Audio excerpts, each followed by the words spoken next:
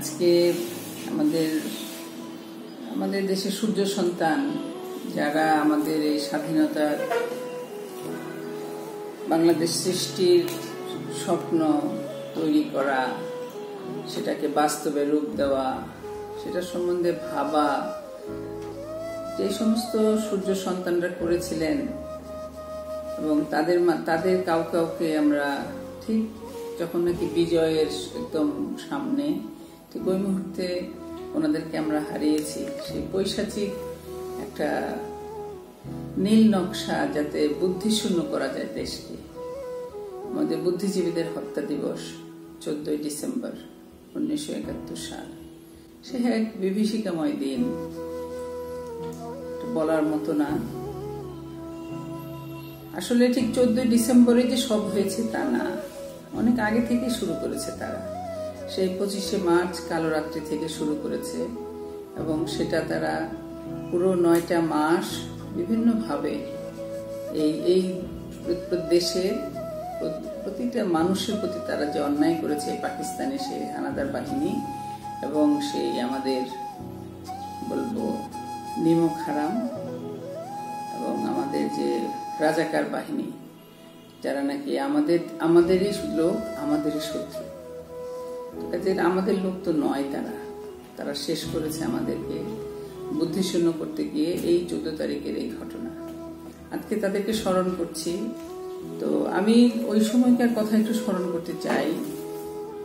আসলে 25শে মার্চের আগে থেকেই তো শুরু এবং এনারা সেই বিভিন্ন সময়ে ওনারা এটা বুদ্ধি দিয়ে বা এটাকে পরিচালনা, রাজনৈতিক অবশ্যই এবং সাথে এটা তো 25 তারিখ রাতের ঘটনায় তো পুরো দেশে আমরা জানি এবং তার প্রথম বলি ছিল ঢাকা বিশ্ববিদ্যালয়। বাংলাদেশের সমস্ত বিশ্ববিদ্যালয় ছিল এবং ঢাকা বিশ্ববিদ্যালয়ের শিক্ষক ছাত্র সমস্ত আন্দোলনের মূল কেন্দ্র এবং সেটাকে পরিচালনারও মূল কেন্দ্র ছিল। সেই ভাষা আন্দোলন থেকে নিয়ে পুরোটাই, যার জন্য সমস্ত ক্ষোভ বা সবচেয়ে বেশি ক্ষোভ ছিল ঢাকা বিশ্ববিদ্যালয়ের শিক্ষকদের উপরে এবং ছাত্রদের উপরেও তো বটেই। কাজে সেই হিসাবে ঢাকা বিশ্ববিদ্যালয় ছিল প্রথম শিকার। ঠিক 25শে মার্চ রাতেও ছিল, ঠিক যখন নাকি স্বাধীন বিজয়ের উষালগ্নে আমাদের, তখনও তাই ছিল। এই যে দাদু দেখেন, এখানে নাম লেখা ঢাকা বিশ্ববিদ্যালয়ের যে বিভিন্ন শিক্ষক ছাত্র কর্মচারী বিভিন্ন জনকে না ওরা মেরে ফেলেছিল। 25 তারিখের রাতেও আবার 14 তারিখ 15 তারিখ ধরে নিয়ে ফেলেছে। এখন এই ঢাকা বিশ্ববিদ্যালয় করেছে কি, এনাদের সবার দেখো এখানে লেখা আছে, দেখো কোন ডিপার্টমেন্ট কোনখানকার এবং কোন ডিপার্টমেন্ট এবং তারা কি ছিলেন, কোন কলেজ সাথে ছিলেন, কোন ডিপার্টমেন্টের সাথে নাম ধরে ওনাদের প্রতি সম্মান দেখিয়ে, বুঝছো, সম্মান দেখিয়ে ওনাদের সবার নামে তালিকা আমরা স্মরণ করি। এনাদের দান আছে আমাদের দেশকে। হ্যাঁ, আমাদের দেশকে এই পর্যন্ত নিয়ে আসায় অনেক ওনাদের অবদানকে আমরা স্মরণ করি। এই বিশেষ দিনগুলোতে বিশেষ করে স্মরণ করি। তবে আজকে বিশেষ দিন না, আমাদের সবসময় স্মরণ রাখতে হবে, সবসময় স্মরণ রাখতে হবে। দেখো তো গাছ কাটাতে গাছের মতোই তারা আমাদেরকে আগে তাদের জ্ঞান দিয়ে চিন্তা দিয়ে গাছটা কত বড়, ঠিক একইভাবে আমাদের যারা বিশাল ব্যক্তিত্ব, বিশাল জ্ঞানের অধিকারী, ওনারা এরকম ভাবে আমাদেরকে ছায়া দিয়ে যাচ্ছে। আমি ছিলাম তখন ঢাকা শহরের, আমরা তখন পুরনো ঢাকায় থাকি, বংশাল আমাদের বাড়ি। 37 নম্বর হাজী আবদুল্লাহ সরকার লেনটা ছিল। কমান্ডার মাসুদ, তার একটা বাহিনী, সেই মাসুদ বাহিনীর একটা কেন্দ্রবিন্দু ছিল বংশাল। সেই বংশাল বাড়িতে আমরা ছিলাম। ঠিক 25 তারিখ যখন নাকি আগুন দেয়, চারিদিকে বিভীষিকাময় আগুন, মানুষের মৃত্যু, অস্বাভাবিক একটা অবস্থা। তারপরে চারিদিক থেকে ঢাকা শহরে আমাদের এখানে নয়াবাজারে আগুন দিল, তাঁতিবাজারের মন্দিরটা পুড়িয়ে দিল, কতদিন ধরে পুড়লো। নয়াবাজারের সেই কাঠের ইয়েতে আগুন দিল এবং সে আগুন লাগিয়ে মানুষ যখন আগুনে বের হচ্ছে ঠিক তখনই গুলি করে মারছে। কি হাহাকার অবস্থা। তো সেখান থেকে সেই সময়ে ঢাকা শহরে আমাদের অনেক আত্মীয় স্বজন থাকতো। তার পরবর্তীকালে যখন কারফিউর পরে কারফিউ ভাঙার পরে আমরা তো চলে গেলাম। তা আমি এখন ওখানে না যাই, আমি 14 তারিখেই আসি। ওই ভয়াবহ অবস্থা, 9টা মাস প্রতিটা মানুষ আমরা কিভাবে গেছে আমরা জানি, আপনারা সবাই মোটামুটি একটা ইতিহাস আমাদের জানা। তো 14 তারিখের আগে 12 তারিখে যেটা হলো, চারিদিক থেকে যখন নাকি বন্দী হয়ে আসলো পাকিস্তানি বাহিনীরা এবং ভারতীয় বাহিনীর সহায়তা এবং মুক্তিযুদ্ধটাই এটা করেছে, মুক্তিযোদ্ধারা। এবং আমাদের ডিসেম্বরের প্রথম দিক থেকেই কিছু কিছু জেলা, কিছু কিছু জায়গা কিন্তু আমাদের পাক বাহিনী মুক্ত হয়ে গিয়েছিল। কিন্তু আমাদের টার্গেটটা ছিল, বা আমাদের সম্মিলিত বাহিনীর যে টার্গেটটা ছিল, সেটা ঢাকা শহরকে মুক্ত করা। এবং ঢাকা শহরের মুক্তির ওই সুবাদে ওইদিকে আগানোর একটা ছিল। তখন মুক্তিযোদ্ধারা যারা নাকি ঢাকা, বিশেষ করে ঢাকা কেন্দ্রিক যারা নাকি গেরিলা বাহিনী যারা ছিল, তারা ঢাকার চারিদিকে তখন অ্যাম্বুশ নিয়ে বসেছিল এবং তাদেরকে ওইভাবে নির্দেশনা দেওয়া হয়েছিল। ঠিক একইভাবে আমার ভাই মাসুদ তার গ্রুপ নিয়ে, উনি ছিলেন কমান্ডার, তার সেকেন্ড ইন কমান্ড ছিলেন শামসুল হক, তার সাথে ছিল আব্দুর রহিম, তারপরে হাফিজ, আজাদ হাফিজ, তারপরে জাহেদ, আকবর, ঝন্টু, এরকম অনেক বড় গ্রুপ, তারা নিয়ে কামরাঙ্গীর চরে ছিল। তো সে এক কঠিন অবস্থা, এদিকে যুদ্ধ শুরু হচ্ছে, তারা যাচ্ছে ঢাকাকে কেন্দ্র, ঢাকার দিকে মুখ করে তারা স্টেন গান বা তাদের কাছে যে অস্ত্র আছে ঢাকার দিকে কেন্দ্র করে গুলি করবে। তারা কাদেরকে গুলি করবে? এই ঢাকায় তাদের আপন জনরাই বসা। আমার এখনো মনে আছে যখন নাকি আমার ভাই চলে যায়, ও কতবার গেট পর্যন্ত গেল, আবার ফিরে আসলো। কি কঠিন একটা পরীক্ষা। ঠিক ওই বয়সে আমি এখনো ভাবি আমি আজকে কত বুড়ো হয়েছি। ওই বয়সে 19, 18, 14, 15 বছরের ছেলেগুলো এই যে জীবনের যে সন্ধিক্ষণ, ওই অবস্থায় তারা গেল এবং বারবার বলে গেল, মা যথেষ্ট খাবার রাখবেন, কতদিন খাবার ছাড়া ঢাকা থাকবে আমরা জানি না। তারা গেল, আমরা থাকলাম। তারপরে শুরু হলো এদিক থেকে চারিদিক থেকে সৈন্য আসলো, আমাদের আত্মীয় স্বজন অনেকেই তখন আমাদের বাড়িতে চলে আসলো, মনে করলো এটা একটু safe place in a sense. পুরনো ঢাকা একটু ঘিঞ্জি এলাকা কম্পারেটিভলি অন্য ঢাকার তুলনায়, কিন্তু এটাও সবাই জানে এটা মুসলিম লীগ প্রধান এলাকা, আবার আওয়ামী লীগও এখানে আছে, সবই আছে। কিন্তু তারপরেও তারা আমাদের পরিবারে তখন আমাদের বাসায় তখন 5টা পরিবার মানে এক একটা পরিবারে 4-5 জন করে সদস্য তারা আমাদের বাসায় আছে, তারা থাকছেন। তো যখন নাকি থেকে আগরতলা থেকে ফ্লাই করে এসে বম্বিং বা করলো, ঢাকা এয়ারপোর্ট কিন্তু তখন বন্ধ হয়ে গেল। কাজে পাক বাহিনীরা বুঝতে পারলো তাদের আর যাওয়ার কোনো সুযোগ নেই।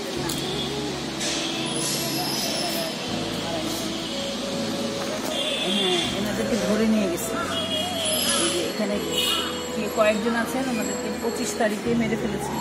এই যে শহীদ মিনার পাড়া বলে, সামনে শহীদ মিনার, তো শহীদ মিনার পাড়াতে জ্যোতির্ময় ঠাকুরদাকে ওই দিনই মেরে ফেলেছে। 25 তারিখ রাতে 24 তারিখ।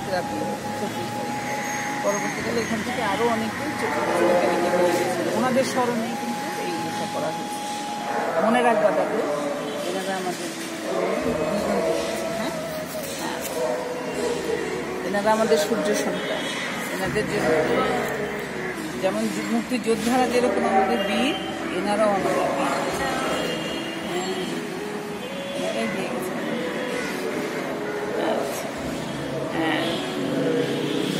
এই শহীদ মিনার পাড়ায়, শহীদ মিনারের পাশে এটার অবস্থান। এই শহীদ মিনারটাও কিন্তু ভেঙে ফেলেছিল, শহীদ একদম ঘুরিয়ে ফেলেছিল এই 71 সালে, সব ভেঙে ফেলেছে। পরবর্তীকালে স্বাধীনতার পরে আবার আমরা শহীদ মিনার বড় করে বানানো হয়েছে। তখন তারা অন্যভাবে প্ল্যান করা শুরু করলো।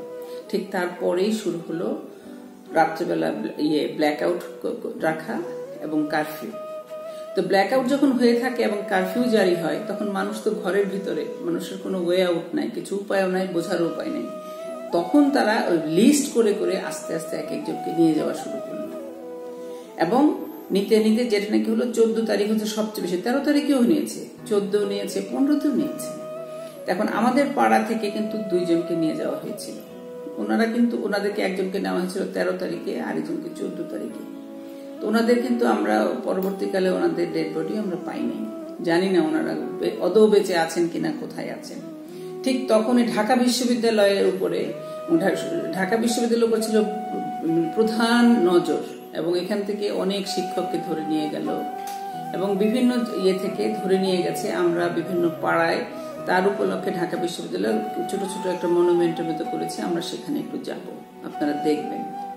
আমি যেটা বলতে চাচ্ছি, শুধু ঢাকা বিশ্ববিদ্যালয়, ঢাকা শিক্ষক, সাংবাদিক, লেখক, গায়ক, তারপরে ডাক্তার, ইঞ্জিনিয়ার, লয়ার, যারা নাকি মাথা, যারা নাকি বুদ্ধি দিয়ে দেশকে এগিয়ে নিয়ে যাবে, সেই বুদ্ধিশূন্য করাটাই ছিল মূল উদ্দেশ্য। এবং ওইভাবে যখন নিয়ে গেল, আমরা চারিদিকে খবর পাচ্ছি। এর মাঝে আমরা খবর পেলাম শহীদুল্লাহ কায়সার ওনাকে ধরে নিয়ে গেছে। ওনারা ছিলেন আমাদের পারিবারিক বন্ধু। ওনার আব্বা, আমার আব্বা খুবই ঘনিষ্ঠ, এবং এর মাঝেই মা কিন্তু গেলেন চাচির সঙ্গে দেখা করতে। সম্ভবত সেটা ছিল 14 তারিখ অথবা 15 তারিখ, আমার এক্স্যাক্টলি মনে নাই, সম্ভবত 14 তারিখই হবে। তো যাই হোক, মা গেলেন, কিছুক্ষণ থাকলেন, তারপর তো চলে আসতে হলো কায়েরটুলি, আমাদের বাসা থেকে বেশি দূরে না। এর মাঝেই মা গেলেন আমাদের ভিতরে। এর মাঝে হলো কি, 13 তারিখ রাত্রে থেকে শুরু হলো, যে প্র্যাকটিক্যালি 13 তারিখ বিকাল থেকে 14 তারিখে গেলে বেশ। আমাদের পিছনে ছিল বনগ্রাম, ওখানে বিহারি অধ্যুষিত এলাকা।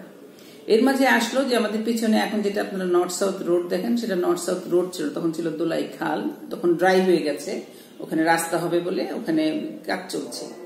তো হঠাৎ আসলো যে দোলাই খালের ওই পার থেকে, বনগ্রাম থেকে বিহারিরা আমাদের পাড়ায় অ্যাটাক করছে।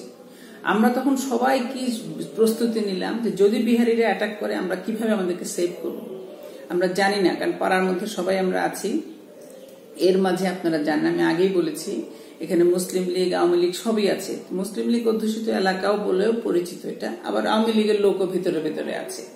তা আমাদের পরিবারটা যে মুক্তিযোদ্ধা পরিবার, এবং আমাদের বাড়িতে যে মুক্তিযুদ্ধ সমস্ত কিছু হয়, এটা অনেকেই জানে।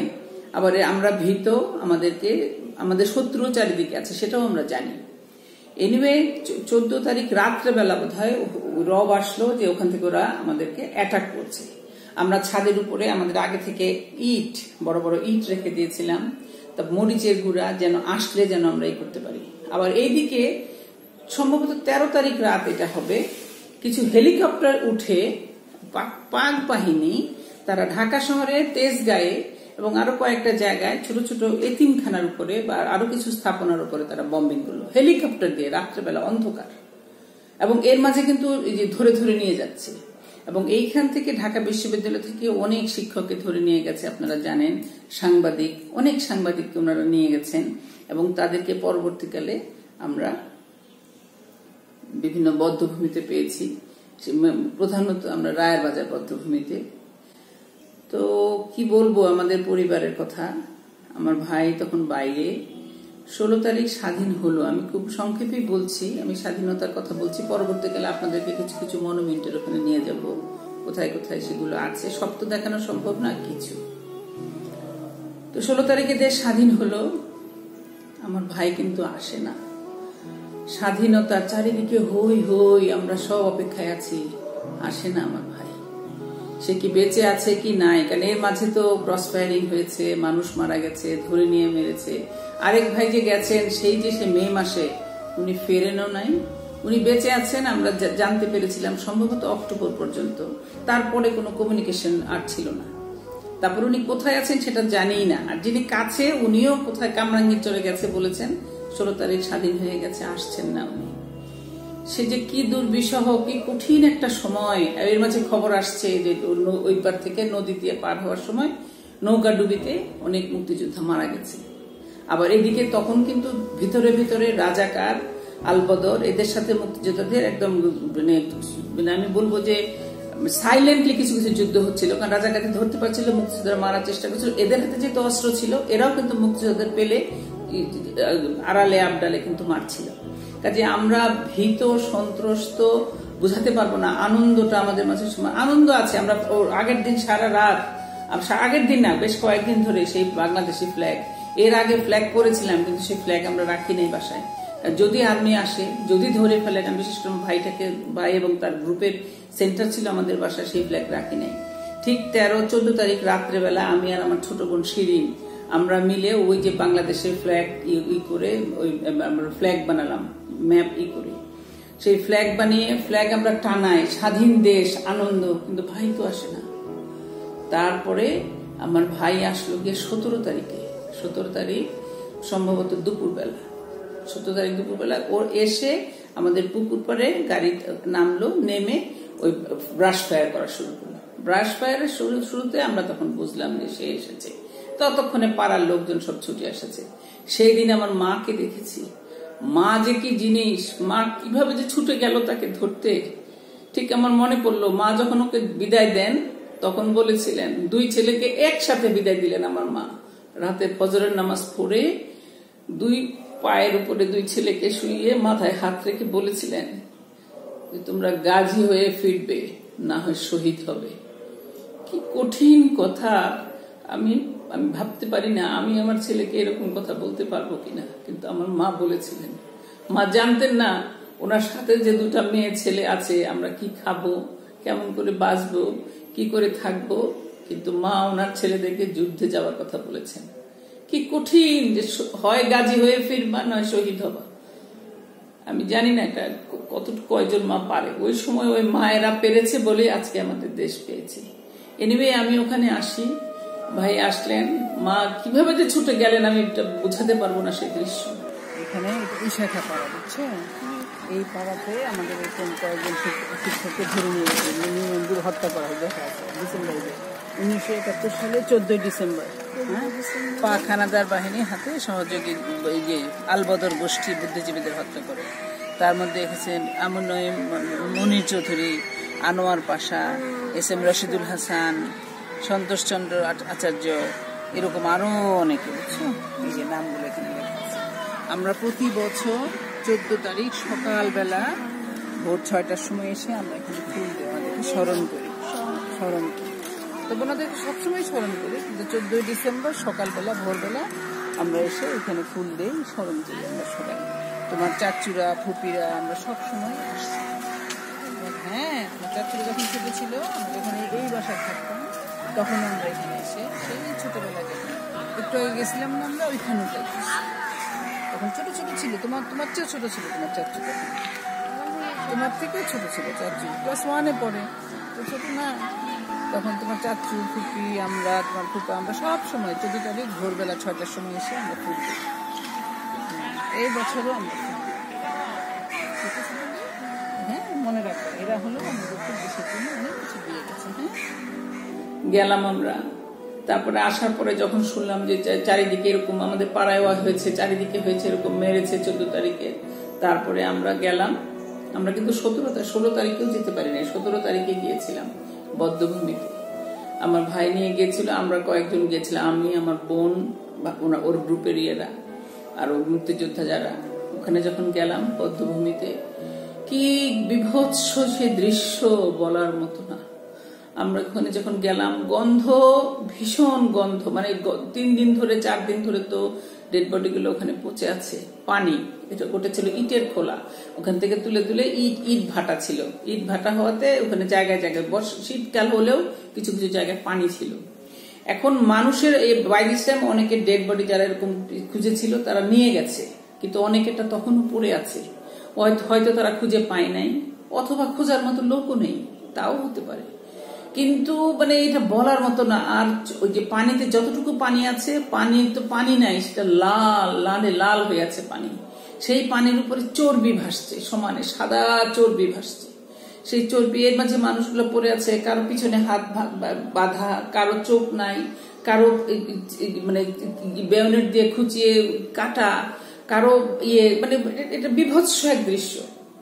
তার মাঝে একটা দৃশ্য আমি গতবারও বলেছি আপনাদেরকে, একটা কেমন একটা কুয়ার মতো ছিল, মানে মাটি কাটতে ওই জায়গাটা থেকে হয়তো মাটি কেটেছে, একটা রাউন্ড একটা সেই, তার মাঝে একটা টিন এজের একটা বাচ্চা, সম্ভবত বাচ্চাটার বয়স খুব বেশি হলে 12 বছর হবে, এর বেশি হবে না, ছেলে। সে ওই যে ওর মানে ওই যে এইটা আছে না, যে কুয়ার মতন, এই মাথা থেকে ওই মাথা পর্যন্ত ডেড বডিটা, বুকের মধ্যে তাকে বুকে মাঝখানে গুলি করে মেরেছে। ওইটা যে বডিটা ফুলে উঠেছে, তো ওইটাও ফুলে উঠেছে, মানে গোল, এরকম গোল হয়ে আছে। অতটুকু শিশু, তার কি অপরাধ? সেই অবস্থায় সে ভেসে আছে। মানে ওইটা না, তখন মানে কি যে বিভৎস, মানুষ এই কি মানুষের জিজ্ঞাসা, এই কি মানুষের হিংস্রতা, এইভাবে কিভাবে করে। তো ওখান থেকে গেলাম, তারপরে তাকিয়ে দেখি দূরে কয়েকটা মানুষ পড়ে আছে উপর হয়ে। তখন শুনলাম যে যখন নাকি এরকম এসেছে, মুক্তিযোদ্ধারা কিছু এসে কিছু রাজাকারকে ধরে নিয়ে আসছে, এসে ওরা যেরকম ভাবে আমাদের মুক্তিযোদ্ধাদের মেরেছে ওইভাবে রাজাকাররা এসে আবার ছুটেছে, তখন ওরা পিছন থেকে গুলি করেছে। তা আমার মনে হলো যে কি উল্লাস তখন আমরা পেলাম, মনে যেন কি একটা মানে রাজাকারদেরকে আমাদের মুক্তিযোদ্ধারা মেরেছে, তাতে কিন্তু আমরা আনন্দ পেলাম। মানে মনে হলো যে কি কিছু হলেও তো করতে পেরেছে, কিন্তু এও তো একটা মানুষকেই মারা। কিন্তু ওই রাজাকারদের ওদের হাতে কিন্তু অস্ত্র ছিল, ওই অস্ত্র সহই তারা এসেছে। তারপর ওদেরকে আমি যেটা বোঝাতে চাচ্ছি যে এই যে দেশটা ওই সময় কিরকম একটা অবস্থা, আমি কিন্তু ঠিক স্বাধীনতার পরের কথা বলছি, 14 তারিখের কথা না। 14 তারিখ যাদেরকে ধরে নিয়ে গেছে এটা বলার মতো না। আপনারা নিশ্চয়ই ইতিহাস জানেন বিভিন্ন সময় কিভাবে দূরের মানুষ নিয়ে যায়নি, কাছের মানুষই নিয়ে গেছে। তার কিছুদিন পরে আমরা একটা লিস্ট পেলাম, যেটা আমাদেরই পাশের বাসায় আমাদেরই সাহায্য নিয়ে যে পরিবার চলে, সেই পরিবারেরই এক জামাই, অরিজিনালি সে বিহারি, সে লিস্ট করেছে আমাদেরকে, আমাদের পরিবারের সদস্যকে ধরে নিয়ে যাওয়ার জন্য। সেই লিস্টটা পাওয়া গেল। আমরা বলতাম গোলের জামাইয়ের নামটা আমার এখন মনে নাই, সে অরিজিনালি বিহারি। ওরা কিন্তু আমাদের সাহায্যেই চলে, ওয়ারাস তাদের কাছে লিস্ট পাওয়া গেল যে আমাদের যদি 16 তারিখে দেশ স্বাধীন না হতো, আমরা ছিলাম 16 তারিখের টার্গেট, 16 তারিখে আমাদেরকে ধরে নিয়ে যেত। তো আল্লাহর অসীম কৃপা আমরা বেঁচে আছি, তো আমরা ভাগ্য ভালো, আমরা বেঁচে আছি। আরেকটু বলে নেই এখানে একটা জিনিস, 14 তারিখ রাতে আমাদের বাসায় একটা শিশু জন্মেছিল। আমার ভাইয়ের বন্ধু জয়নাল ভাই, উনি অ্যাটমিক এনার্জি কমিশনে চাকরি করতেন। জয়নাল ভাইয়ের বাসা ছিল পিলখানার কাছাকাছি কোথায়, আজিমপুরে। তো ওখান থেকে উনি আমি বললাম না 5-6টা পরিবার ছিল আমাদের বাসায়। ওনার ভাবি প্রেগনেন্ট ছিলেন। আগের দিন রাতে এদিকে ব্ল্যাক আউট, আলো জ্বালানো যাবে না, আলো বের করা যাবে না, শব্দ করা যাবে না। এর মাঝে রাত্রেবেলা রাত 1:30টার দিকে মেয়ে হলো। সেই 15 তারিখ রাতে সম্ভবত, এটা 14 না 15 তারিখ রাতে সেই মেয়ের নাম রাখা হলো মুক্তি। দুঃখজনক হলো মুক্তি এখন আর নেই। মুক্তি পরবর্তীতে বড় হয়েছিল মুক্তি, কিন্তু পরে রোড অ্যাক্সিডেন্টে মেয়েটা মারা যায়।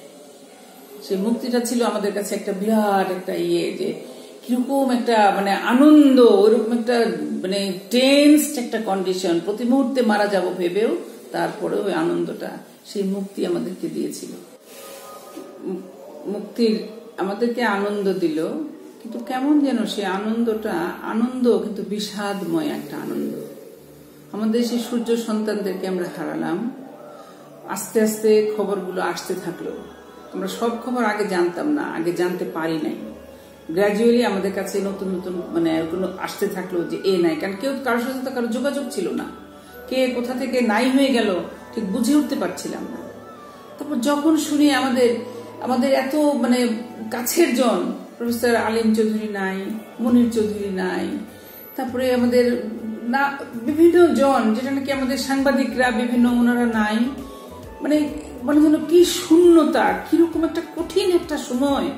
মানে সে মেধাশূন্য করার যে একটা পরিকল্পনা, কি আমার মনে হয় না পৃথিবীর অন্য কোনো প্রান্তে এরকম ভাবে কোনো প্ল্যান করে এইভাবে মানুষ মেধাশূন্য করার চেষ্টা করে, কিন্তু করা হয়েছিল।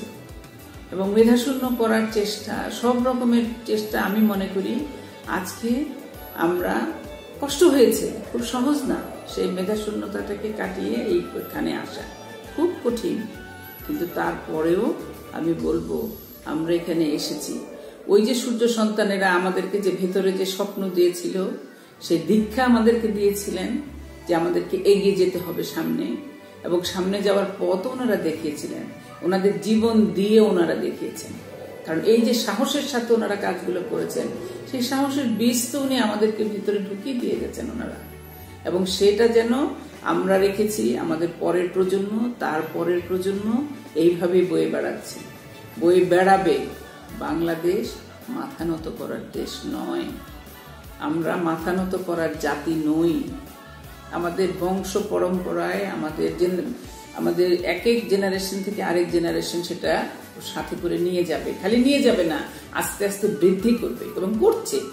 এই যে দেখেন না, আজকে আমরা ব্রিসবেনে বসে বা পৃথিবীর পুরো পৃথিবী শুদ্ধ আমরা সেগুলো আলোচনা করছি, পুরো পৃথিবীর মাঝে আলোচনা হচ্ছে এবং আমরা সেখানে মাথা উঁচু করে চলছি। খালি চলছি না, আমরা লিড দিচ্ছি, আমরা সেখানে নেতৃত্ব দিচ্ছি। তো কিভাবে দিচ্ছি?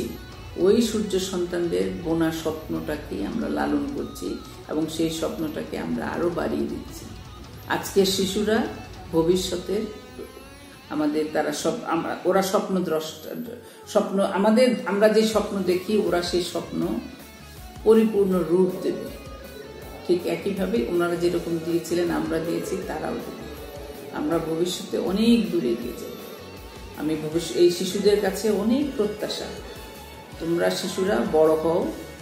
এই দেশটা এমনি এমনি আসে নাই যে শুনলে আজকে এই মানুষগুলোর কথা, এরকম কত মানুষ জীবন দিয়েছে, কত কিছু, ওনাদের খালি জীবন না, ওনারা কষ্ট করেছেন অনেক, তারই ফল আছে।